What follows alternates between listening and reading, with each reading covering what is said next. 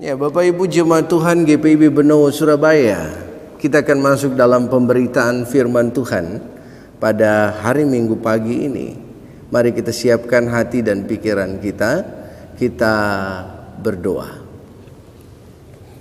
Bapa di sorga, dalam Yesus Tuhan kami, terima kasih atas perkenanan Tuhan, kami boleh ada, kami boleh hadir, kami boleh bersekutu bersama di hadapan Tuhan. Kami boleh menaikkan pujian dan doa kami di hadapan-Mu. Dan saat ini kami akan membaca merenungkan firman Tuhan. Kuasailah hati dan pikiran kami, supaya firman Tuhan memberikan kekuatan kami untuk menyadarkan kami, memahami kami, mengangkat kami di saat kami jatuh. Bahkan kami dijadikan saksi-saksi Tuhan yang sungguh-sungguh memberitakan anugerah Tuhan dalam kehidupan kami. Karena kami menjadi pengikut-Mu, diselamatkan karena anugerah-Mu, ya Tuhan. Terima kasih, berfirmanlah atas kami siap untuk mendengar. Dalam nama Tuhan Yesus kami sudah berdoa. Amin. Iya, Bapak Ibu, saudara jemaat GPIB Benowo Surabaya, kita akan masuk dalam pelayanan firman Tuhan, khususnya di minggu ke-14 sesudah Pentakosta, pada tanggal 6 September 2020. Tapi sebelumnya mari kita siapkan bahan bacaan kita dari 1 Timotius pasalnya yang pertama, ayat 12 sampai yang ke-17. 1 Timotius pasal 1 ayat 12 sampai yang ke-17. Kalau kita sudah menemukan bahan bacaan kita, Bapak Ibu, mari kita bangkit berdiri untuk mendengarkan firman Tuhan dari Alkitab. Bacaan Alkitab hari ini terambil dari Perjanjian Baru, 1 Timotius pasalnya yang pertama ayat 12 sampai yang ke-17, yang menyatakan, ucapan syukur dan kasih karunia Allah. Aku mengucap syukur kepada Dia yang menguatkan aku, yaitu Kristus Yesus Tuhan kita, karena Ia menganggap aku setia dan mempercayakan pelayanan ini kepadaku. Aku yang tadinya seorang penghujat dan seorang penganiaya dan seorang ganas, tetapi aku telah dikasihinya karena semuanya itu telah kulakukan tanpa pengetahuan, yaitu di luar iman. Malah kasih karunia Tuhan kita itu telah dikaruniakan dengan limpahnya kepadaku, dengan iman dan kasih dalam Kristus Yesus. Perkataan ini benar dan patut diterima sepenuhnya. Kristus Yesus datang ke dunia untuk menyelamatkan orang berdosa, dan di antara mereka akulah yang paling berdosa. Tetapi justru karena itu aku dikasihi, agar dalam diriku ini sebagai orang yang paling berdosa, yaitu Yesus Kristus, menunjukkan seluruh kesabarannya. Dengan demikian aku menjadi contoh bagi mereka yang kemudian percaya kepadanya, yang mendapat hidup yang kekal. Hormat dan kemuliaan sampai selama-lamanya bagi Raja segala zaman, Allah yang kekal, yang tak nampak, yang esa. Amin. Demikianlah pembacaan Alkitab. Berbahagialah semua orang yang mendengar firman Tuhan dan melakukannya. Terpujilah Tuhan Yesus. Haleluya. Silakan duduk. Iya, Bapak Ibu yang Tuhan Yesus kasihi, kita masih daring dalam jaringan. Di hari Minggu ke-14 ini kita akan merenungkan firman Tuhan yang bertema layanilah Tuhan anakku. Iya, Bapak Ibu yang Tuhan Yesus kasihi, Bapak Ibu mungkin sering mendengar kesaksian-kesaksian hamba-hamba Tuhan.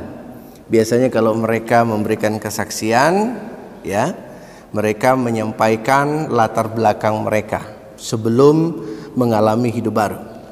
Mereka sampaikan mungkin begini, dulu saya seorang perampok, dulu saya seorang berdosa, saya seorang penghujat, saya seorang, pokoknya banyak hal-hal yang tidak baik yang dia alami. Lalu kemudian ada kata-kata selanjutnya, tetapi saya bersyukur bahwa Tuhan Yesus menyelamatkan saya, Tuhan tangkap saya, sehingga saya boleh mengalami kehidupan baru. Iya, Bapak Ibu, itu bentuk kesaksian dari orang-orang yang Tuhan Yesus sudah selamatkan. Cuma nanti kita akan bertanya, melihat, merefleksikan sebenarnya kesaksian itu mana yang lebih besar yang dia bicarakan, dirinya atau dia membicarakan anugerahnya yang dia terima dari Yesus Kristus. Karena ada banyak orang yang lebih membesarkan dirinya dan mengecilkan anugerah. Dan harusnya kita membesarkan anugerah Tuhan dan mengecilkan diri kita. Karena itulah bentuk pemberitaan yang benar. Nah, Bapak Ibu yang Tuhan Yesus kasihi, kesaksian dan ucapan syukur juga dinyatakan oleh Paulus. Dia juga menyampaikan tentang siapa dirinya, bagaimana pengalamannya dia dulu, apa yang terjadi dalam hidupnya. Di ayatnya yang ke-13, Paulus katakan begini, aku yang tadinya seorang penghujat, bayangkan dia seorang penghujat, dan seorang penganiaya, dan seorang ganas. Ganas ini ya bisa diletakkan pada posisi yang punya tingkah laku, tindakan yang betul-betul menyakitkan, ya, bisa menghabiskan nyawa orang juga. Tetapi aku telah dikasihinya, karena semuanya itu telah kulakukan tanpa pengetahuan di luar iman. Jadi Paulus sebelum dia mengalami hidup baru, dia mengalami kehidupan yang tidak baik dan tidak berkenan. Dia katakan dirinya seorang penghujat, seorang yang ganas. Demikian memang karena sebelumnya Paulus yang sangat kuat dengan Tauratnya, ya, dan dia melakukan tindakan-tindakan yang membabi buta. Orang-orang Kristen dibunuh, pengikut Kristus dibunuh, ya. Bahkan ketika Stefanus mati, dia ada di situ dengan kegembiraan, dengan kebahagiaan melihat Stefanus mati dirajam. Dan Paulus menyatakan dirinya saat dia menulis surat kepada Timotius, dia katakan, ya, aku yang dulu begitu sudah mengalami kehidupan yang baru. Karena apa? Karena kasih karunia Tuhan Yesus Kristus. Nah, di sini Paulus mau menyampaikan, mau membesarkan, mau mengagungkan anugerah Tuhan itu. Bahwa dia dulu yang bukan apa-apa, sekarang Tuhan memulihkan dia dari dia yang ganas, penghujat, ya, penganiaya. Ketika Tuhan sudah tangkap dia mengalami kehidupan yang baru di dalam Tuhan. Dan semua itu karena kasih karunia di dalam Tuhan Yesus Kristus. Dulu dia lakukan itu di luar iman. Kenapa dikatakan di luar iman? Karena dia melakukan itu tanpa pengetahuan yang benar. Bagi agama orang Yahudi dulu yang Paulus anut, yang dia pegang dalam tradisinya, di luar dari orang Yahudi, ketika mereka menolak pengajaran Yahudi, mereka harus dihabisi. Haram hukumnya juga. Nah, ketika Paulus hidup di dalam iman, dia mengetahui ternyata perbuatan saya yang dulu itu di luar iman. Karena di dalam Kristus tindakannya tidak seperti yang dulu dia alami. Itu refleksi Paulus dalam kesaksiannya. Dia membesarkan Allah. Yang kedua, bagaimana gambaran Paulus membesarkan Allah dalam hidupnya? Kita lihat pada ayat yang ke-12. Ungkapan syukur Paulus. Aku bersyukur kepada Dia yang menguatkan aku, yaitu Kristus Yesus Tuhan kita, karena Ia menganggap aku setia dan mempercayakan pelayanan ini kepadaku. Bapak Ibu, yang kedua Paulus mengucap syukur karena dia tidak hanya diselamatkan oleh Tuhan, dibaharui hidupnya, tapi Tuhan mau memakai dia. Tuhan mau menggunakan Paulus untuk menyampaikan berita kasih karunia itu, untuk menyampaikan kasih karunia Allah yang besar itu, supaya banyak orang mengenal kasih karunia Allah itu. Bahkan Paulus katakan, Bapak Ibu, kasih karunia itu juga diberikan kepada banyak orang, dan dari semua orang dia yang paling berdosa. Ya, dia merasa dia paling berdosa, tapi menerima kasih karunia Allah. Nah, tidak hanya dia, dan orang lain juga bisa menerima kasih karunia Allah. Jalannya siapa? Yesus Kristus Tuhan dan Juru Selamat. Dialah yang mengampuni dan menebus dosa-dosa Paulus dan memberikan kehidupan yang baru. Nah, jadi Paulus yang dia kembangkan, yang dia besarkan, yang dia agungkan, yang dia beritakan dan menjadi kesaksiannya adalah kasih karunia anugerah Allah yang besar itu dalam hidupnya. Berita tentang dia kecil, tapi berita tentang kasih karunia Allah itu besar, dikenal, dialami. Ya, dan Bapak Ibu, tujuannya Paulus juga memberikan gambaran ini supaya Timotius, anak yang dia kasihi, dalam pengembalaannya kepada jemaat Efesus semakin kuat. Dan Paulus tahu bahwa Timotius lagi menghadapi pengajaran sesat, filsafat, gnostik, ya. Bahkan Taurat dijadikan syariat di situ juga. Gnostik sama Taurat berbeda alirannya. Yang satu filsafat, satu Taurat hukum-hukum yang kemudian mau disalahgunakan, disalahartikan. Tapi kemudian Paulus coba meluruskan dengan pengalamannya yang sudah teruji bersama dengan Kristus. Kalau orang gnostik, dia tidak percaya kalau dosa itu benar-benar ada. Tetapi Paulus mau meluruskan kepada jemaat di Efesus melalui Timotius dan suratnya ini, supaya mereka paham bahwa saya ini orang berdosa, dosa itu ada. Tapi ketika saya sudah hidup di dalam Tuhan, dosa itu sudah diampuni oleh Tuhan. Saya mengalami kehidupan yang baru. Nah, orang-orang gnostik juga tidak percaya bahwa Allah itu, ya, Allah itu mau, ya, dinodai oleh dosa, ya, dengan manusia yang berdosa. Gnostik tidak percaya itu. Tapi Paulus katakan Tuhan Yesus, dia Allah turun menjadi manusia, Tuhan Yesus menyelamatkan manusia yang berdosa. Yesus datang yang tidak berdosa mengalami apa yang dialami oleh manusia. Jadi melalui surat ini Paulus mengarahkan supaya Timotius dan jemaat Efesus melihat pengalaman imannya bersama dengan Tuhan, bagaimana perbuatan Tuhan yang dinyatakan dalam kehidupannya, dan dia mau sampaikan itu sebagai sebuah proses kesaksian iman dalam kehidupannya, sehingga Timotius dia semakin kuat dan jemaat semakin diberkati. Nah, Bapak Ibu yang dikasihi Tuhan Yesus Kristus, ketika melihat pengajaran yang Tuhan izinkan, kita boleh lihat melalui Paulus dalam suratnya kepada Timotius yang pertama untuk jemaat di Efesus.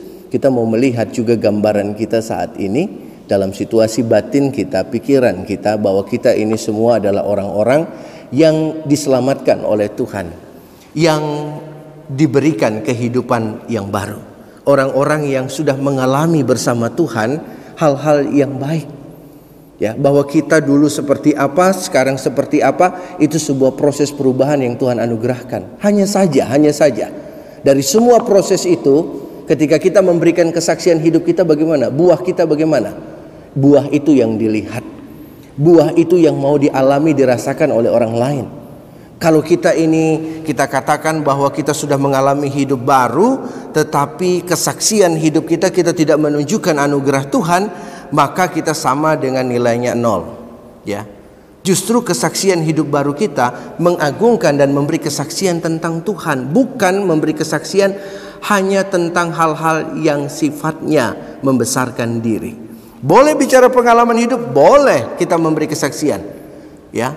Tetapi ingat bahwa kesaksian itu bagian kecil dari sebuah anugerah Allah yang kita terima, ya. Bapak Ibu, kesaksian yang paling benar, yang paling tepat adalah menunjukkan perbuatan yang benar, buah-buah dari Roh Kudus dalam kehidupanmu. Itulah buah-buah benar kesaksianmu, ya. Daripada Anda nanti di gereja berikan kesaksian, ya, lalu kemudian Anda boleh di gereja harus memberikan kesaksian. Pengalaman saya juga memberikan pengalaman iman saya. Lalu di kantor, di instansi ada ibadah-ibadah rohani, biasa begitu, ya. Saya biasa kalau pimpin ada saja kesaksian-kesaksian. Boleh saja, silahkan. Orang yang mendengar diberkati, ya. Lalu kemudian Anda duduk di warung kopi, Anda memberi kesaksian tentang kebaikan Tuhan. Boleh saja, ya, dengan hikmat Tuhan, dan orang yang mendengarkan itu juga diberkati, ya. Tapi tindak lanjutnya apa?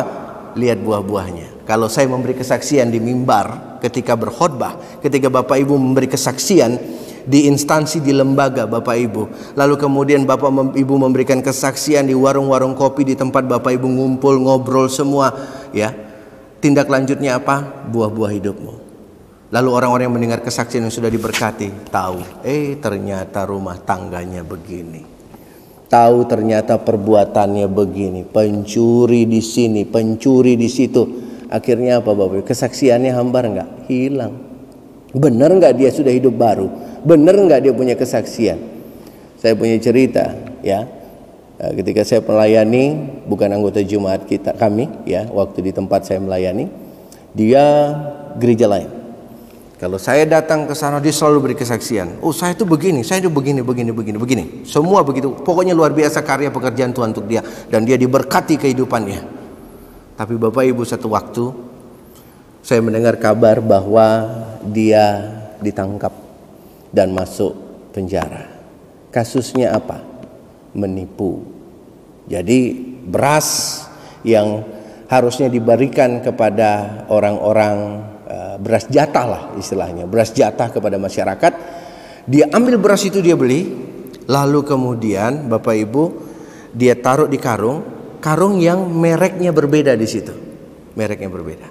Lalu kemudian dia jual. Nah, itu menjadi masalah Bapak Ibu. Nah, ini menjadi catatan buat kita.